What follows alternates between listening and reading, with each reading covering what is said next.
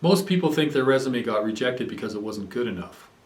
But most of the time, it didn't get rejected at all. It didn't get seen. So let's talk about what actually happens after you click Apply. When you apply online, your resume doesn't normally go to a person first. It goes to software. That software isn't evil. It isn't particularly smart either. It's just a sorting machine. Its job isn't to find the best applicant. Its job is to reduce the pile. That's it.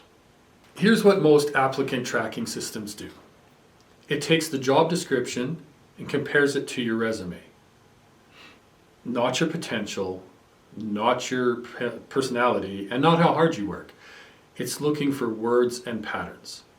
If the job description says project coordination and your resume says helped organize things, the system may never connect those two ideas because it can't. It doesn't interpret meaning. It's simply looking for matching signals. There's another thing most people don't know about. Before the system can compare anything, it has to read your resume. And surprisingly, this is where it can break down. Fancy layouts, graphics, icons, columns, these things can confuse the software that's trying to read your resume. So if the system can't read your job titles or the dates or find your skills, it may not score your resume properly at all. So it could be that you didn't fail at all, your document just didn't translate. This is the part that frustrates people the most. You can absolutely be qualified, sometimes overqualified for the job, and still get filtered out because the system isn't asking, can this person do the job? They're asking, is this resume close enough to the description to keep? Those are two very different questions.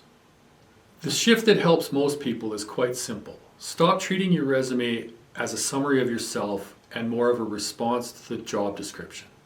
That means reading the posting carefully, noticing words and phrases that are repeated, and putting those, reflecting those in your resume. Not lying and not exaggerating, just translating. Same experience, different language. If you've been applying for jobs and hearing nothing back, it doesn't necessarily mean you're invisible. It often means your resume isn't speaking the system's language yet.